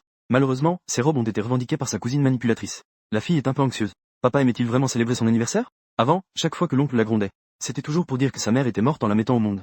La fille hésite à exprimer ses préoccupations. Le duc devient immédiatement furieux. Le marquis Talenka est vraiment aussi arrogant. De cette manière à dénigrer sa femme et sa fille. Le duc prend la fille dans ses bras, et lui dit que la mort de sa mère n'est pas de sa faute. Après ta naissance, elle t'a non seulement allaité, il a même pris le temps de te donner un nom. C'est donc comme ça. La fille aime de plus en plus son nom, parce que c'est le lien qui la relie à sa mère. Le duc fait une promesse à sa fille. Chaque anniversaire sera désormais particulièrement significatif pour elle. En tenant la main un peu rugueuse de son père, la fille se sent réchauffée. Bien qu'elle soit curieuse de connaître la raison de la mort de sa mère. Mais au moins, elle a maintenant un père qui l'aime infiniment. La fille veut faire un pacte avec son père. Tu seras toujours mon papa. On scelle notre accord avec une promesse. Après une série d'actions fluides, la fille a enfin laissé de côté ses doutes. Même si je ne suis pas beau, ça ne change rien. Même si je n'ai pas d'argent et que je ne suis pas aveuglément, ça ne change rien. La question du duc a laissé la fille sans voix. Elle se souvient alors des mots sincères qu'elle a prononcés lorsqu'elle a été punie par le système. Cependant, cela n'est pas du tout un problème pour le duc. Qui l'a rendu le plus beau et riche homme de l'Empire? Quant à cette exigence d'obéir à sa fille, même si sa fille lui demandait d'aller mourir, il le ferait avec plaisir. En ce qui concerne ceux qui ont blessé sa fille, ils regretteront tout ce qu'ils ont fait. Sur l'ordre du duc, la chaîne de financement du marquis Talenka a été bloquée. Son projet de pierre magique est également à l'arrêt en raison du retrait des investisseurs. Le marquis est désormais dans une situation d'isolement total. Il ne peut que regarder tout ce qui lui appartient disparaître lentement. L'argent et le statut qu'il chérissait vont devenir néants. Et cela n'est encore pas suffisant. La revanche de son excellence le duc ne fait que commencer. Tôt le matin, la fille fait de beaux rêves, quand elle est soudainement bombardée par un son de notification assourdissant. Mon Dieu, puis-je avoir la chance de faire la grasse matinée? À ce moment-là, les mots à l'écran attirèrent l'attention de la fille. Renverser le scénario oppressé du marquis Talenka.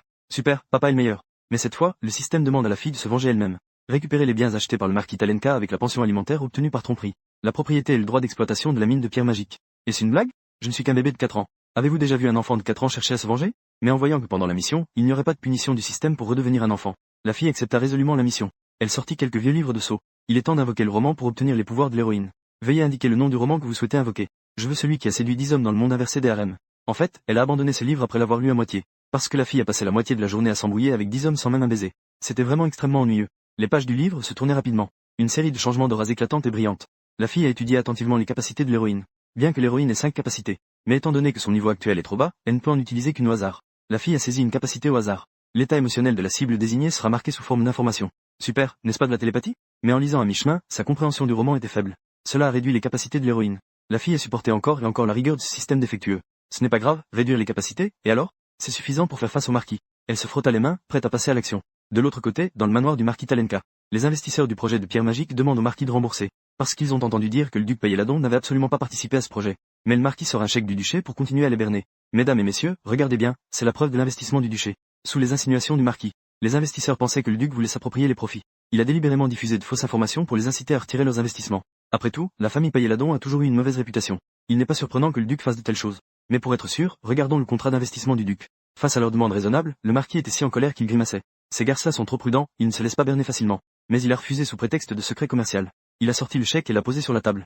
La preuve matérielle est ici, ces gars avares vont sûrement le croire. Pour leur donner un peu de temps pour réfléchir. Le marquis venait de sortir pour prendre l'air. On entendit le serviteur annoncer l'arrivée d'un visiteur. Lady Payeladon est arrivée. Le marquis est quelque peu surpris.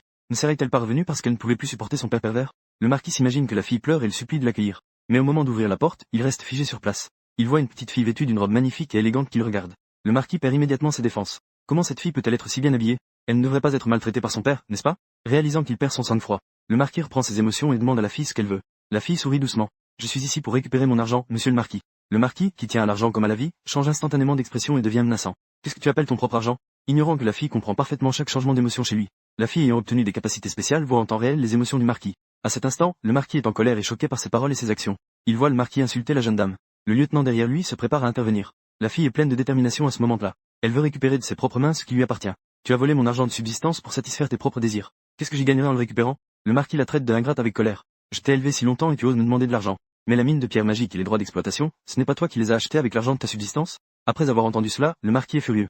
Il se défend en disant que c'était un investissement du duc. Je n'ai jamais reçu d'argent de subsistance. À ce moment-là, le système indique que le marquis a retrouvé son calme. La fille se demande étrangement, n'est-ce pas cela qui l'inquiète le plus? Mais juste au moment où elle a de nouveau mentionné la mine de pierre magique, le marquis a commencé à paniquer à nouveau. Il l'a réprimandé pour qu'une petite fille s'immisce autant. Pourquoi es-tu si nerveux? Comme si tu essayais désespérément de cacher quelque chose. Le marquis, touché au vif, était sur le point d'exploser. Mais il a été soudainement appelé par son lieutenant. S'il s'en va comme ça, que vais-je faire de ma mission? Si elle échoue cette fois, elle redeviendra complètement un enfant. Le lieutenant derrière elle a prudemment averti. La personne vient de dire que les nobles ont pris leur décision. Ils attendent que le marquis passe. La fille a immédiatement pensé qu'il s'agissait d'un sujet d'investissement. Elle s'est dépêchée de le suivre. Une si bonne occasion ne peut pas être manquée. Elle veut exécuter publiquement le marquis Talenka. Elle a rapidement suivi. Une si belle opportunité ne peut être manquée. Elle veut exécuter publiquement le marquis de Talenka. Seulement parce que le marquis malveillant a détourné la pension de la fille.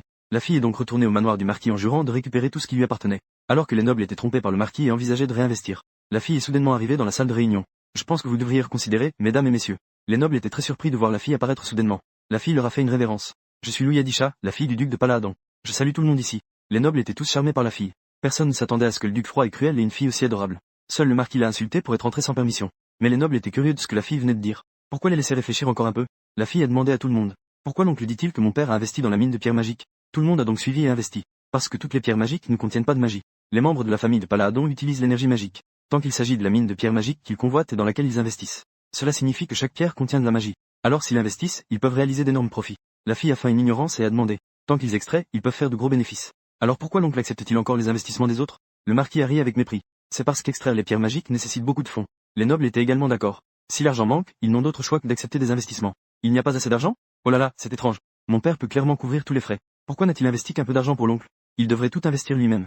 Ainsi, il pourrait obtenir tous les bénéfices. La fille interroge le marquis avec perplexité. Pourquoi veux-tu impliquer autant de personnes dans l'investissement? Est-ce vraiment que l'argent de mon père n'est pas suffisant? En disant cela, la fille sort le carnet de chèques que le duc a donné au marquis. En voyant le carnet de chèques, le marquis paniqua instantanément. Il se leva pour essayer de le prendre. Mais il fut intercepté au moment crucial. Le noble a pris le carnet de chèques en premier. En l'ouvrant et en y jetant un coup d'œil, il resta figé sur place. Au cours de l'année écoulée, le duc de Paladon a déjà donné suffisamment d'argent au marquis. À ce moment-là, le marquis était en proie à une grande agitation émotionnelle.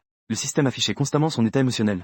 Le marquis de Talenka s'inquiète pour la sécurité de tes parents. Tu veux demander de ces nouvelles à mon père? Dommage, il va bien. La fille a ensuite attisé le feu.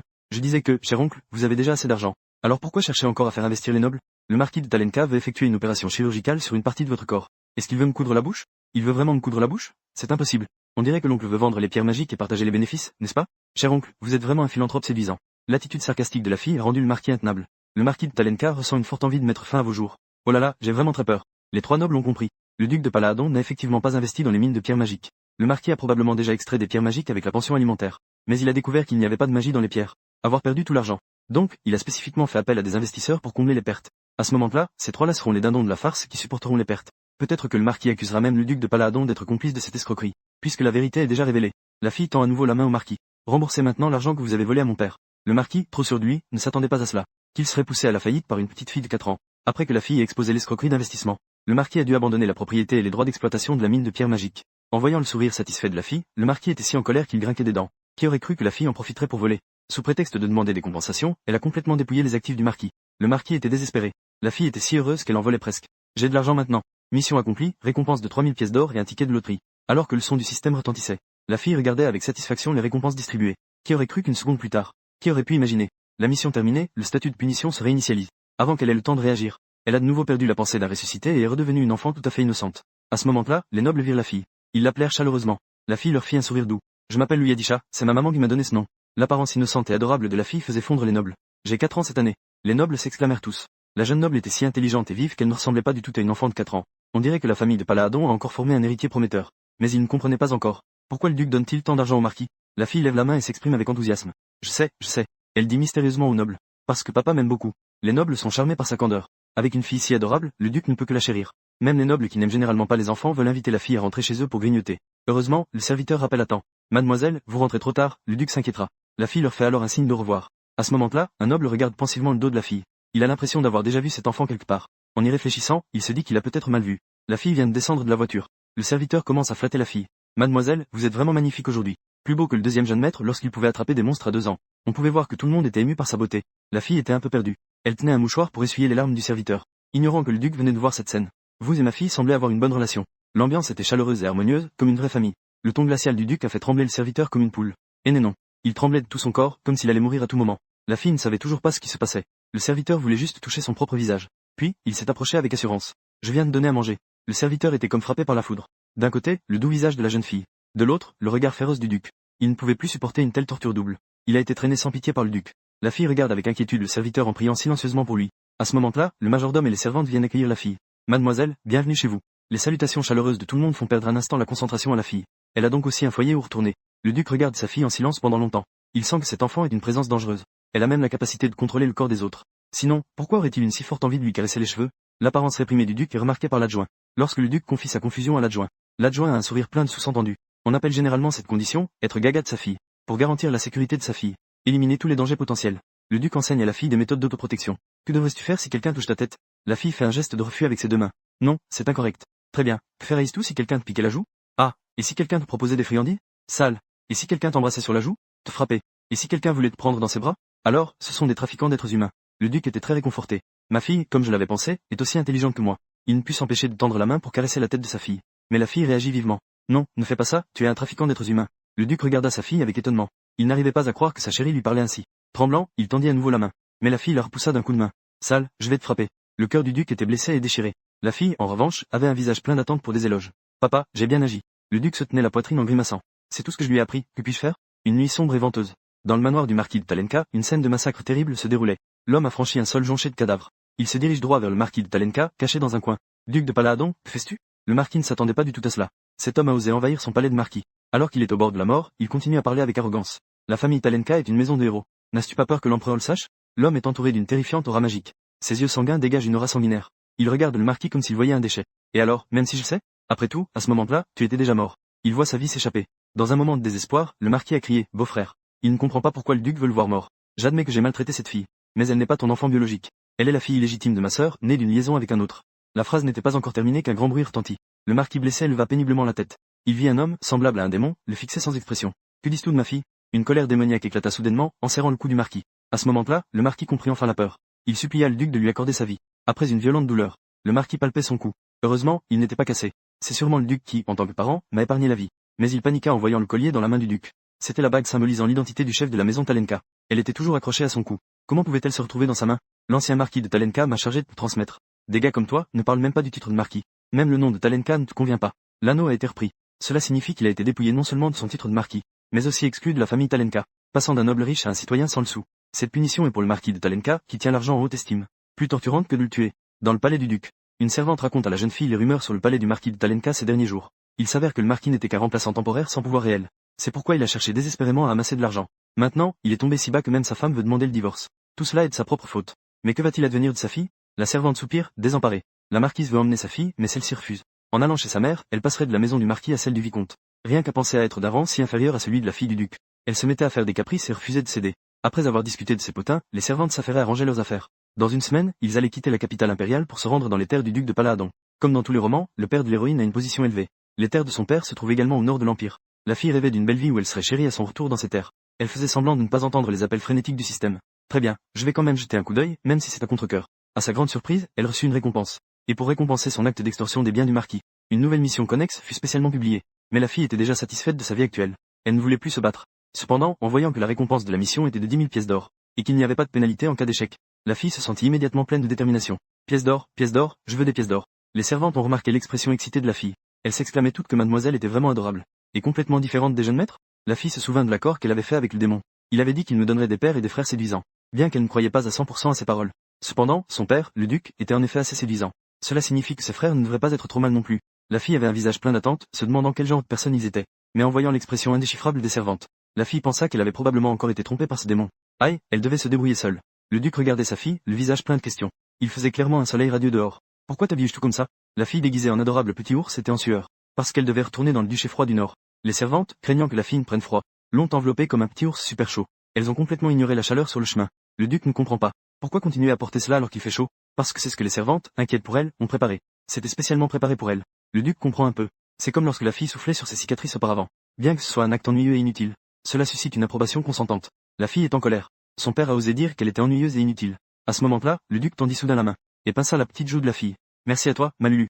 Dans le château du duc, situé dans le territoire nord, le majordome était très satisfait de son travail. Pour accueillir le duc de retour chez lui, il avait spécialement décoré le château d'une manière imposante et redoutable. Cela correspond enfin à la personnalité de son excellence le duc. À ce moment-là, le serviteur a exprimé une objection. Est-ce que cette tenue pourrait effrayer mademoiselle? Le majordome n'y a même pas prêté attention.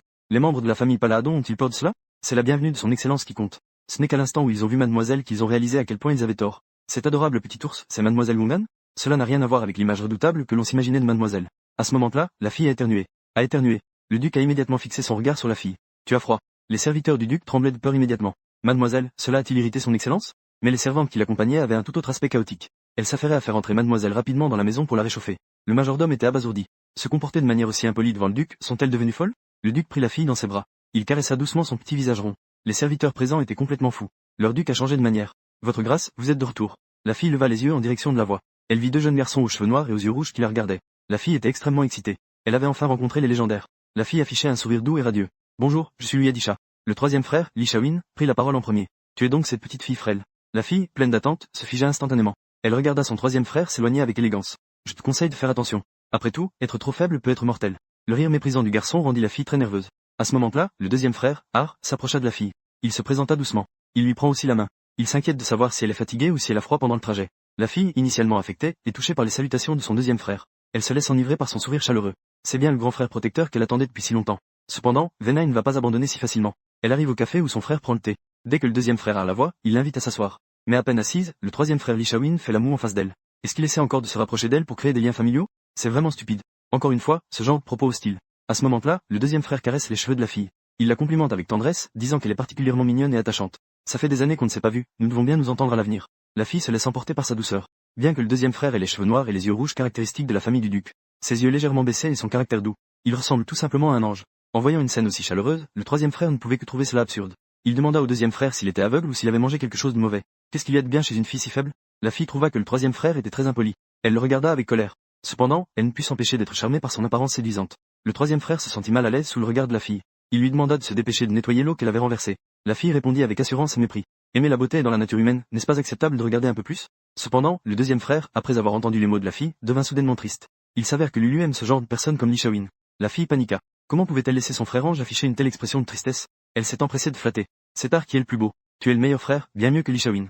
Le troisième frère était furieux. Alors je suis juste un élément de votre jeu? À ce moment-là, un son de notification du système retentit soudainement. Cher lecteur, il est temps de conquérir Li Shaoin. Faites-lui reconnaître votre force. La fille, désespérée, se tient le front, la mission est de retour. Est-ce vraiment nécessaire? Ne serait-il pas mieux de vivre en paix? Mais en voyant que le refus mène à une impasse, la fille avait envie de pleurer sans larmes. Le troisième frère pensait que la fille avait pleuré de peur à cause de lui. En effet, elle est fragile comme un roseau. À sa grande surprise, la fille se frappait la poitrine avec détermination. Je ne pleure pas, je suis forte. À cet instant, elle était pleine de détermination. Quoi qu'il arrive, elle doit réussir à conquérir Li Shaoin. Le troisième frère a laissé échapper un rire sarcastique. Soudain, il attaque la fille avec de l'énergie magique. Cette fille qui ne peut même pas supporter l'énergie magique ose me défier. Je ne m'attendais pas à ce qu'une main apparaisse soudainement pour bloquer l'énergie magique devant la fille. Le deuxième frère protège la fille dans ses bras. À ce moment-là, il n'a aucune expression sur le visage. Li Shaoin, ne sois pas si cruel avec ta sœur. Qui aurait cru que le troisième frère Li Shaoin ne se calmerait pas, mais serait encore plus excité. C'est bien plus intéressant de s'occuper de toi. Mais la fille ne s'y attendait pas. Le deuxième frère Ar, habituellement calme et posé, a en fait accepté le défi. L'atmosphère entre les deux est tendue. L'énergie magique tourbillonnante rend la pièce complètement noire. La fille est paniquée. Ils ne vont pas vraiment se battre, n'est-ce pas? Que faire si ces deux-là se battent à mort et que je me retrouve impliqué sans raison? Alors, cette belle vie qui venait de commencer serait ruinée, n'est-ce pas? Bien que je ne vais vraiment pas le faire. Mais la situation l'y obligeait, la fille a donc crié en réprimant son dégoût. Désolé. C'est la faute de Lulu, elle est vraiment trop mignonne. Ne vous battez plus pour Lulu. Les deux frères étaient perplexes face à sa réaction si étrange. Mais la performance de la fille n'était pas encore terminée. Je sais que vous aimez tous Lulu. Alors Lulu se contrôlera un peu plus dans sa mignonnerie. L'atmosphère magique de la pièce s'est instantanément dissipée. On peut voir que l'effet est immédiat. Mais Li Shaoin, qui n'avait pas de combat, se sentait juste amusé. Bien que la crise soit temporairement résolue, la mission de conquête du troisième frère doit continuer. La fille, en tant que lectrice expérimentée de romans de fantasy, était pleine de confiance. Avec son expérience, Li Shaoin n'était pas un défi difficile à relever. Malheureusement, elle n'avait pas assez de pièces d'or pour invoquer les capacités des autres héroïnes. Alors essayons la technique de lecture d'esprit que nous avons utilisée contre le marquis de Talenka la dernière fois. Dans le palais du duc désert, Li Shaoin marchait comme d'habitude. Mais il y avait toujours un étrange bourdonnement autour de ses oreilles. Mais il pouvait supporter. Il réprimanda la fille pour la raison pour laquelle elle le suivait toujours. Et elle portait une paire de chaussures assourdissantes. La fille avait l'air timide et réservée. Parce que Lulu voulait jouer avec son frère. Et ces chaussures, c'est papa qui m'a demandé de les porter. Li Shaoin était sans voix, il n'osait pas désobéir à l'ordre de papa. Mais puisque tu veux jouer avec moi, alors voyons si ton corps frêle peut supporter. Peux-tu supporter mon aura magique? L'obscurité enveloppa à nouveau la fille. Mais cette fois, personne ne viendrait la sauver. Le système affichait les pensées de Li Shaoin. Bien que son expression soit sinistre et terrifiante. Mais maintenant, il est de bonne humeur. Et il attend avec impatience la réaction de la fille. Soudain, un éclat de rire retentit. Li Shaoin s'arrêta. Parce que la fille ne pleurait pas de peur comme il l'avait imaginé. Au contraire, elle le regardait avec excitation. Tu joues avec Lulu, n'est-ce pas? Lulu est tellement heureuse. Profitant de l'inattention de Li Shaoin, la fille se jeta droit vers lui. Tu veux jouer à cache-cache avec moi? Alors maintenant, viens me chercher. Elle se retourna et courut vers la porte. La fille avait un sourire satisfait. Tout faisait partie de son plan. Elle avait de l'expérience pour gérer ce genre de frère tsundere. Ce qui l'a libéré tout à l'heure n'était qu'une intimidation. Pour essayer de me taquiner, tu es encore trop naïf, petit. Mais qui aurait cru que la fille glisserait soudainement? Elle était sur le point de tomber dans les escaliers. C'est fini, elle va passer de la joie à la tristesse. Au moment crucial, une paire de mains a soutenu la fille. Est-ce que je suis sauvé? Échange. Le garçon déteste sa sœur qu'il n'a pas vue depuis des années. Pourtant, il intervient pour la sauver lorsqu'elle est en danger. En voyant la joie sur le visage de la fille, Li Shaoin est très mécontent. Il ne comprend pas pourquoi il a eu une soudaine bonté pour sauver cette fille agaçante. La fille réalise également que son chemin pour conquérir son frère aîné sera long. Mais je veux juste bien m'entendre avec toi. À ce moment-là, le duc apparaît soudainement. La fille se jette dans les bras de son père dès qu'elle le voit. Li Shaoin se sent mal à l'aise en voyant cette scène chaleureuse. Le duc pince la petite joue ronde de sa fille. Il promet de l'accompagner pour le repas. Li Shaoin pense qu'il a un problème d'audition. Le grand et sérieux père dit en fait, repas. Cela doit être à cause de ce petit nuage de coton qui fait du bruit. Tu es toujours avec Li Shaoin? Il ne t'a pas embêté, n'est-ce pas? Le duc demanda doucement à sa fille, tout en jetant un coup d'œil à son fils. Li Shaoin devint immédiatement nerveux. Après tout, c'est lui qui a vraiment effrayé la fille avec son énergie magique plusieurs fois. Plutôt que d'être dénoncé par cette fille, il vaudrait mieux qu'il admette lui-même. En fait, votre grâce, Non. Soudain, la voix de la fille l'interrompit. Li Shaoin ne m'a pas embêté, il a même joué avec moi. C'est intéressant. Li Shaoin resta figé. Elle a même dit qu'être avec moi était amusant, pourquoi cela? Qui aurait cru que le duc, après avoir entendu cela, devienne soudainement mécontent? Il demanda à la fille avec un air de déception. Est-ce que c'est plus amusant que d'être avec papa? L'atmosphère devint soudainement étrangement silencieuse. La fille est seule dans le jardin à se frapper les jambes. Li Shaoin a soudainement disparu ces derniers jours. Cela lui a fait tellement mal aux jambes qu'elle n'a pas vu personne. Rien qu'à penser que si elle ne termine pas sa mission, elle est morte. La fille ne peut s'empêcher de crier vers le ciel. Cela me rend vraiment folle d'inquiétude. À ce moment-là, son frère Ar s'approche d'elle. Il lui demande pourquoi elle est si préoccupée.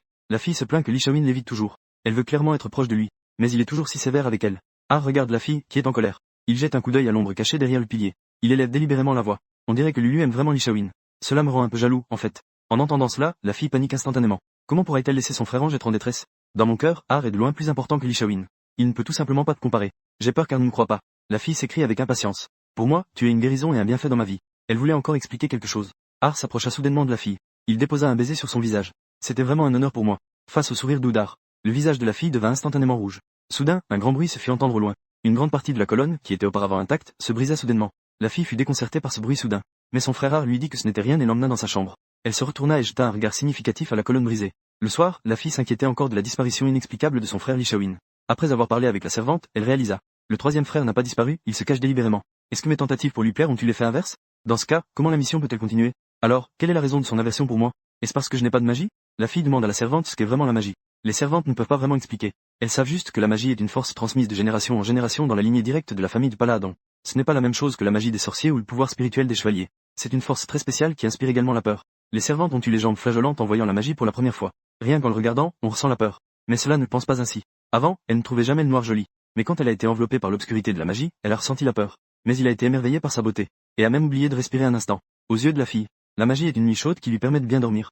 La fille ne savait pas que ces paroles étaient clairement entendues par les deux frères dehors. Har a demandé à Li Shaoyin de tempérer son tempérament, de ne pas briser les colonnes de pierre à tout bout de champ, tandis que Li Shaoyin restait silencieux. Il ignora les taquineries d'Har, repensant aux paroles que la fille avait dites. Elle avait timidement dit qu'elle voulait bien s'entendre avec lui. Elle avait menti à son père en disant qu'elle ne l'avait jamais intimidé et qu'elle jouait avec elle. D'une part, elle essayait de lui faire plaisir. Mais d'autre part, elle disait qu'elle ne pouvait pas rivaliser avec Har, détestant le fait d'être méchante avec elle. En pensant à cela, Li Shaoyin se retourna et s'en alla. Il ne voulait pas croire les paroles de ce menteur. Dans le bureau du duc, les vassaux du duché regardaient la fille obtenir des biens du marquis de Talenka par extorsion. Les biens obtenus par extorsion les choquaient profondément. Et en tant que témoin présent sur les lieux, le vicomte d'Ailleul, qui servait de page à la fille, ne tarissait pas d'éloges à son égard. Il se vantait même d'être un membre dévoué de son fan club. Face à tous ces compliments, la fille blottie dans les bras de son père se sentait très gênée. Cependant, il était plus urgent de commencer son entreprise de pierre magique. Elle fit une demande à son père. Elle espérait pouvoir gérer elle-même les affaires de la mine de pierre magique. Les vassaux étaient un peu mal à l'aise. Ils pensaient que mademoiselle était trop jeune et n'avait pas reçu d'éducation en finance. Que se passerait-il si elle perdait tout son argent? Le duc, qui était resté silencieux jusqu'à présent, prit enfin la parole. Peu importe si elle perd tout, j'ai de l'argent en abondance. Le vicomte d'Ailleul, témoin de tout cela, se réjouissait intérieurement, en planifiant son propre projet. Ce jour-là, le vicomte d'Ailleul rendit visite à la fille avec un cadeau. Sur le chemin, un bruit soudain retentit. Quel est ce bruit? Cela doit être le jeune Li Shaoyin qui s'entraîne. Le majordome a dit que, pour une raison inconnue, le jeune maître passe beaucoup de temps sur le terrain d'entraînement ces derniers temps. À ce moment-là, le majordome remarqua le cadeau que tenait le vicomte d'Ailleul. Le vicomte, tout excité, présenta le gâteau aux cerises qu'il avait spécialement préparé pour mademoiselle. Il attendait avec impatience la réaction surprise de mademoiselle en recevant le gâteau. Bien que mademoiselle ait toujours une expression de dédain en le voyant ces derniers temps. Mais il ne se décourageait pas. Cependant, le vicomte restait toujours aussi enthousiaste. À ce moment-là, non loin du terrain d'entraînement, Li Shaoyin, utilisant son énergie magique, fendit instantanément un énorme rocher. Le serviteur remarqua clairement que la colère de Li Shaoyin devenait de plus en plus intense ces derniers temps. Les méthodes deviennent de plus en plus violentes. Est-ce à cause de mademoiselle que vous agissez ainsi? Le regard glacial de Li Shaoyin balaya le serviteur. Le serviteur se tut instantanément. Il avait peur d'être fendu en deux comme ces rochers dans la seconde qui suivait. Li Shaoyin maugréa intérieurement, lassé. Il réprima son aura démoniaque et se retourna. Les humains ont peur de l'aura démoniaque. Pourtant, cette fille disait que l'aura démoniaque était la chaleur d'une nuit paisible pour elle. C'était sûrement un mensonge qu'elle avait inventé pour s'attacher à un puissant. Mais Li Shaoyin ne comprenait pas. Il n'aimait pas cette fille, alors pourquoi s'en souciait-il tant? D'habitude, elle le poursuivait partout, mais aujourd'hui, elle n'était pas là. Elle est sûrement allée chercher son frère préféré, Har. Après tout, c'était son frère le plus important. Mais aujourd'hui, c'était étrangement silencieux. C'était le bruit des chaussures. Le bruit des chaussures qui le dérangeait tant a soudainement disparu. Une mauvaise prémonition monta en lui. Il cherchait rapidement dans le vaste palais du duc. Il n'y avait nulle part la silhouette de la fille.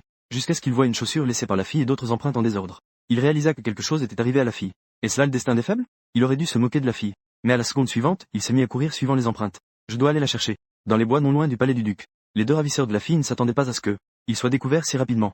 Li Shaoyin apparut derrière eux comme un fantôme. En un instant, une immense aura magique jaillit, accompagnée de quelques bruits de chair se déchirant. Les deux ravisseurs se transformèrent en une mare de sang. Et la fille était assise par terre, couverte de sang. Son visage était pâle et elle tremblait de tout son corps. Elle le regardait, pleine de peur. Li Shaoyin, en voyant cette scène, avait instantanément les yeux rougis. N'était-il pas dit qu'elle n'avait pas peur de l'énergie démoniaque? C'était donc un mensonge, n'est-ce pas?